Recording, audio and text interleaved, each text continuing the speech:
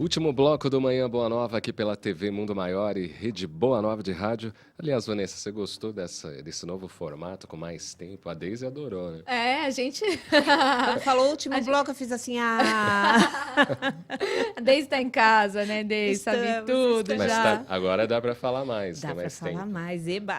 É, estamos adorando essa novidade, eu também. Já estou preparando a voz para ficar mais tempo aqui com você. É muito bacana mesmo, né? Isso aí. Vamos agora com a jornalista Eliette Ribeiro, que apresenta outra entrevista na edição de hoje. Ela conversa com o biólogo Giuseppe Porto, falando da invasão de espécies exóticas e o quanto isso acarreta de problema ao meio ambiente. Vamos conferir então. Prestação de serviços. Invasão de espécies exóticas provoca grandes danos à biodiversidade. Nós vamos conversar agora com o biólogo Giuseppe Porto. Giuseppe, por qual motivo essas espécies exóticas estão tomando essas proporções e quais danos ela pode causar à biodiversidade? Animais exóticos são aqueles que vêm de outra região e que não ocorrem no local do momento. Então, o que nós temos de problema com isso?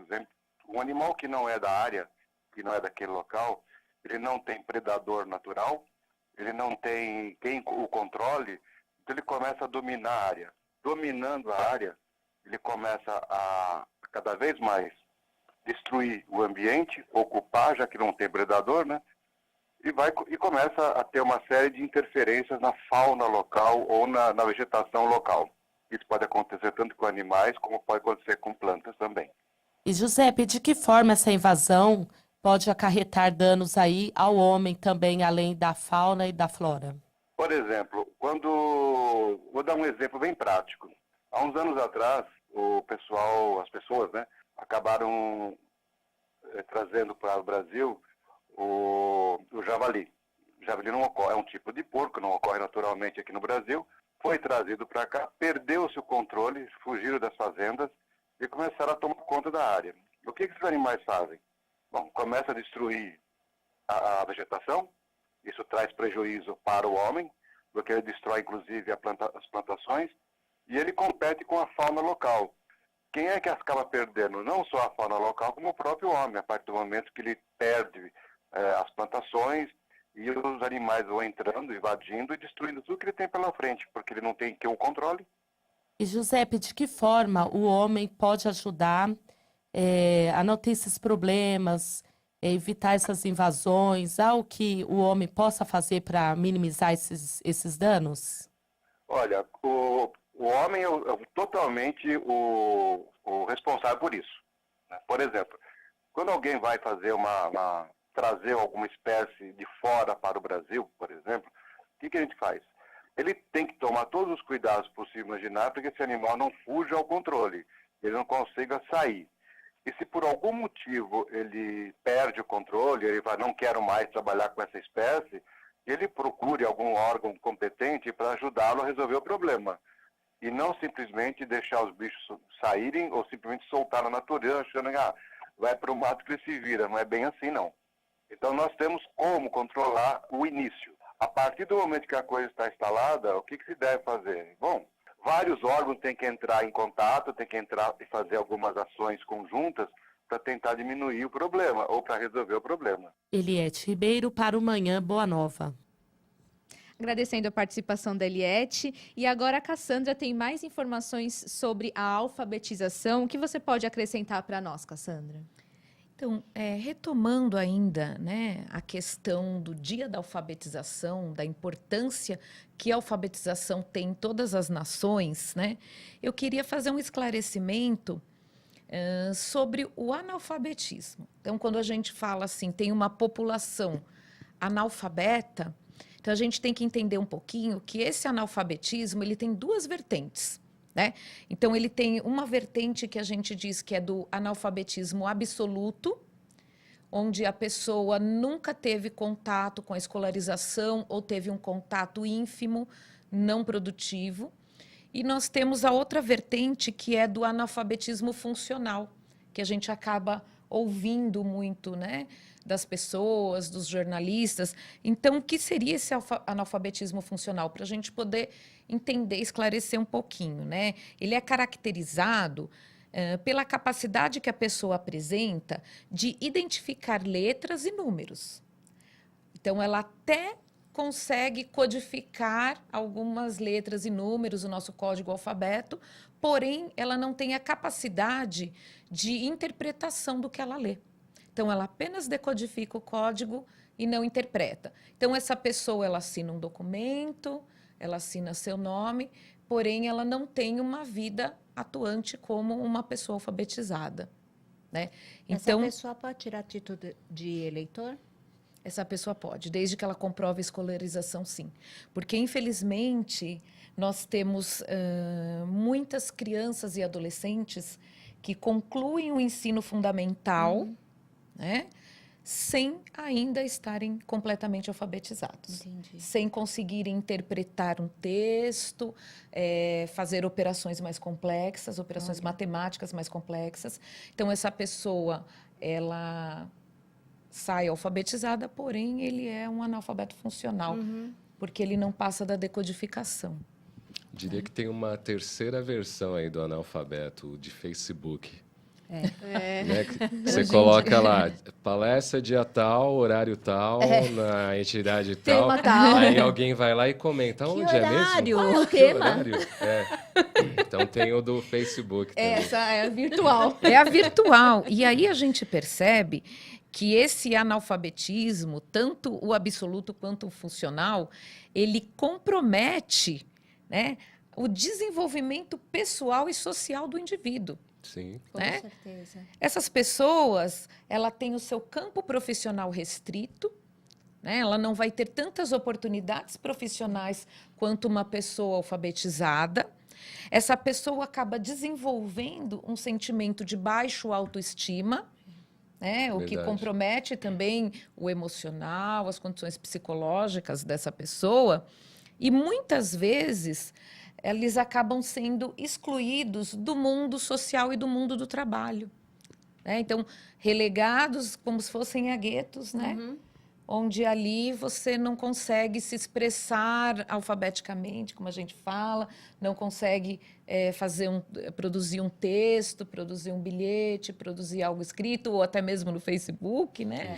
Então, essa pessoa acaba sendo excluída e sentindo-se excluída. E esse sentimento é muito negativo, né? Para Com quem certeza. sente. Com certeza. Fala um pouquinho para nós sobre a importância da evangelização infantil, já que tem bastante a ver com o que a gente está falando aqui de alfabetização, né?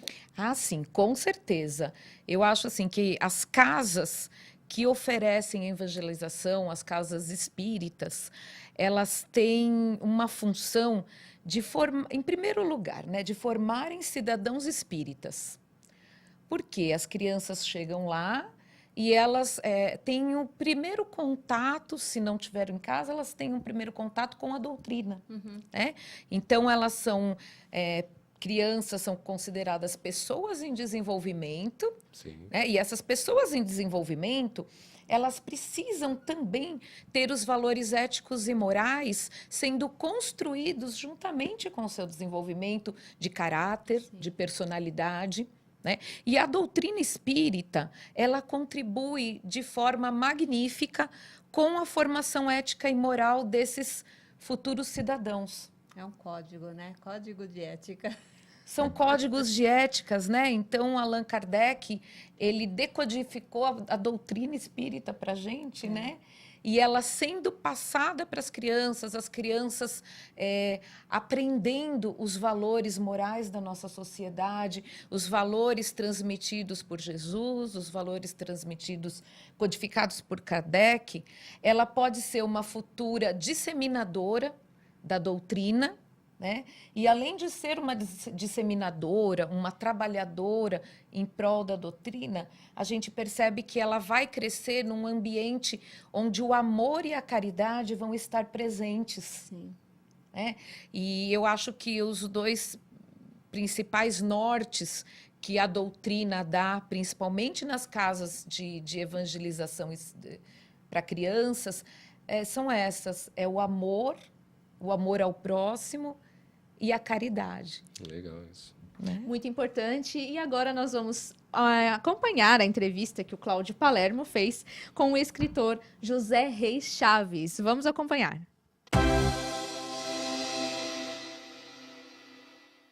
Manhã Boa Nova com a coluna Visita, hoje recebendo aqui José Reis Chaves, que veio de Minas Gerais gravar o seu programa, né, Presença Espírita na Bíblia.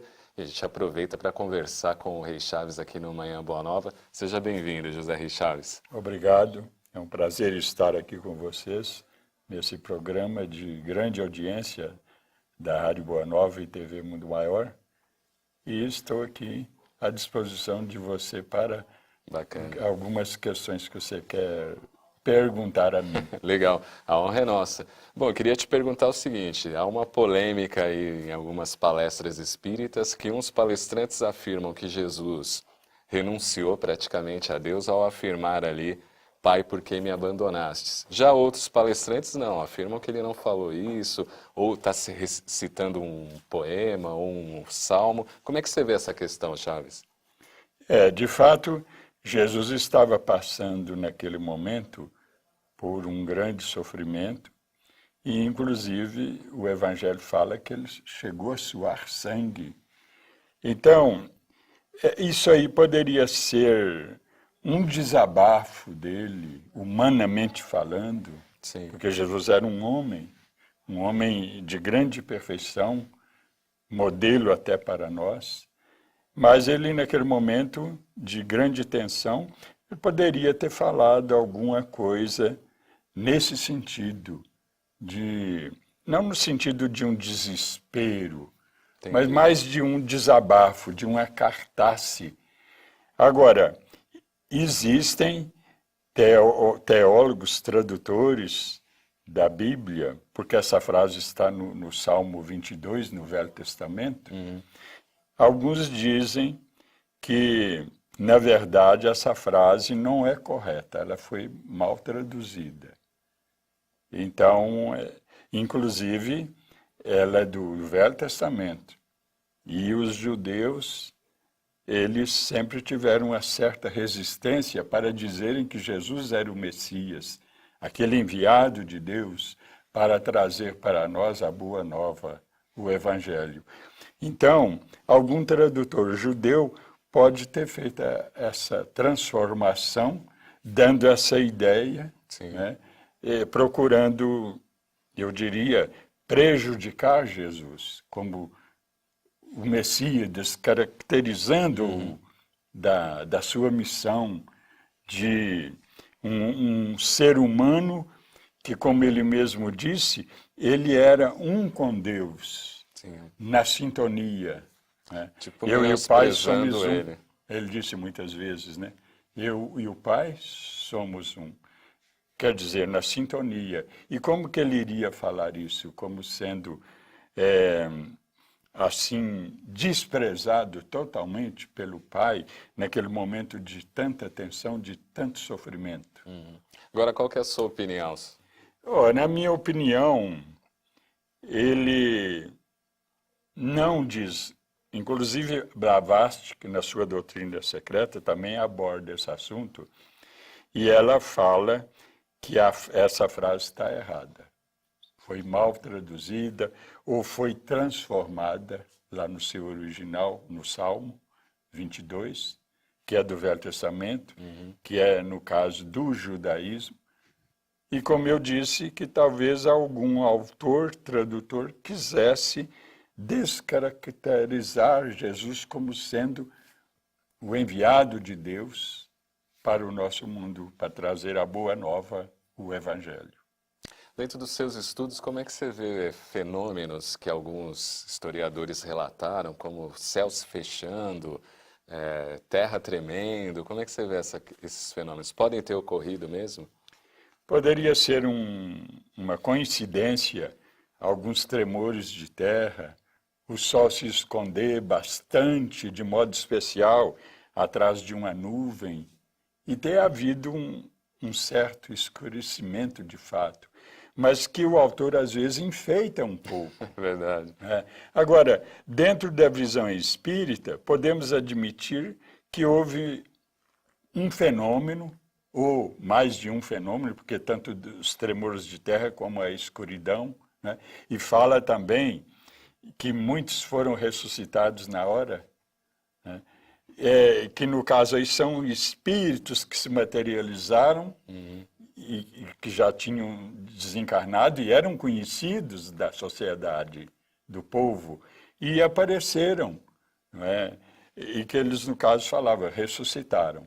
Porque a ressurreição na Bíblia, ela quer dizer que é com o mesmo corpo, embora nós tenhamos lá passagens que mostram que a ressurreição lá na verdade, reencarnação. Como, por exemplo, no caso de Herodes, quando ele viu aqueles feitos de Jesus tão comentados, ele disse assim, ele é João Batista ressuscitado.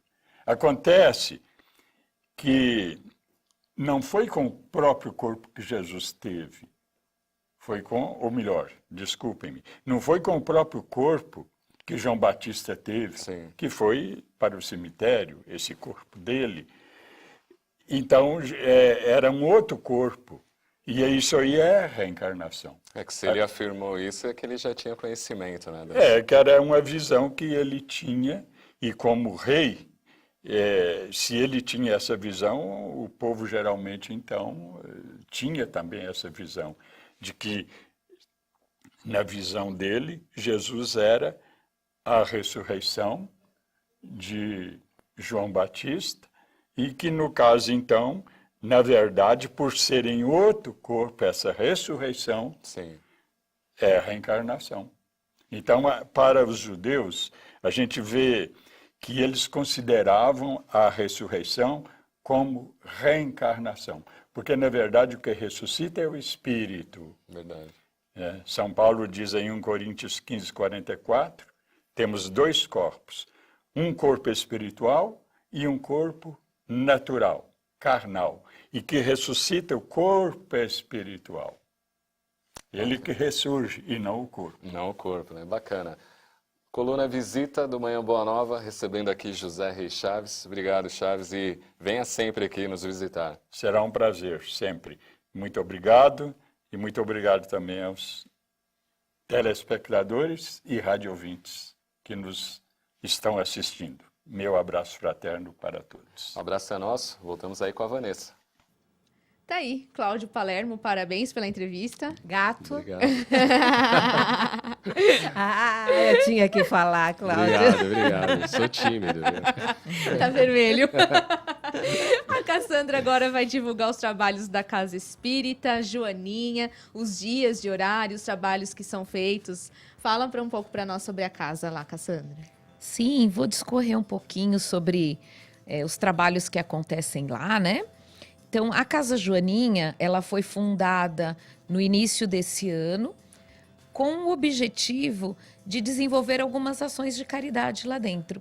E também, né, especialmente, na parte dos estudos da doutrina espírita. Então, nós temos algumas pessoas que palestram, pessoas que ajudam na parte de infraestrutura, né? Muitos colaboradores. Então, nós temos lá os professores Deise, né? A professora Deise, o professor Deolival, professora Vera Lúcia, professora Carmen, que são professores aposentados da rede estadual e que se uniram para dar andamento a esses trabalhos na Casa Joaninha.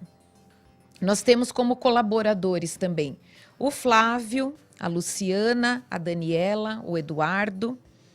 E lá nós temos palestras e grupos de estudo sobre a doutrina espírita. Tá? As palestras, elas são ministradas pelo Antônio e pelo professor Deolival. Tá? Elas são realizadas todas as quartas e sextas-feiras, às 19h30. E nós temos também como convidado especial o senhor Onivaldo, mais conhecido como Niva. Né? O Niva, ele faz palestras lá uma vez por mês. Tá? E nós temos também um outro trabalho que é realizado pelo senhor Antônio, nosso Toninho, né? Que faz um trabalho com os grupos LGBT, tá? Que é um trabalho muito bom, muito importante de inserção dessas pessoas que acabam sendo tão isoladas pela nossa sociedade. Então, ele faz um trabalho muito bonito, muito especial com a comunidade LGBT. Bacana, tá? Né? Onde é o endereço? Tá. Essa palestra com os homossexuais, ela é de segunda-feira, às 19h30. O endereço é Viela Professora Yolanda Santoro, número 28. Fica no bairro da Vila Maria, em São Paulo, Zona Norte. Essa viela, ela fica na altura do número 121 da Rua Vianópolis. E eu posso divulgar também um outro trabalho que é feito na casa, que é o trabalho de alimentação daquelas pessoas que estão em condições de moradores de rua, em vulnerabilidade social. Então, a gente tem lá um trabalho que é feito pelos colaboradores de fazer essa comida às quintas-feiras e saírem para levar para os lugares onde tem uma grande quantidade de moradores de rua, refugiados, pessoas que realmente necessitam muito. Esse é um trabalho muito bonito também, que acontece toda semana, porém é um trabalho que ele carece de uma certa ajuda. Sim. Né? Então, se alguém tiver interesse de ajudar, contribuir com alimentos não perecíveis, como arroz, feijão, macarrão, porque são feitas marmitas, né? Eles fazem marmitas. Quem quiser contribuir também com descartáveis, com as marmitas, também pode ser. Deixa um contato para quem quiser conhecer. A gente está no finalzinho aí do programa. Contato com a professora Deise, que é responsável pela organização dos trabalhos, é 99957-2841. Professora Deise. Vou deixar também com vocês o meu contato, né? Se alguém tiver alguma dúvida a respeito do que eu falei ou quiser conversar comigo sobre qualquer tema com relação à educação, à evangelização, eu deixo o meu contato, meu e-mail, tá? É cassandra_guilhem@yahoo.com.br. Eu posso deixar aqui com o pessoal da casa. Isso, aí a gente passa. E pode ser disponibilizado em outros meios. Obrigada, parabéns pela data, viu? Obrigada por ter vindo. Tá, é um prazer. Eu é que agradeço o convite. Obrigada, Deise, mais uma vez. Muito, muito. Bom feriado para Bom você. feriado para todos. Isso aí. É isso aí. Obrigada pela sua presença, assim, também, acompanhando o nosso programa Amanhã Boa Nova, e até amanhã. Até amanhã, bom feriado. Vamos que vamos. Você ouviu Manhã Boa Nova.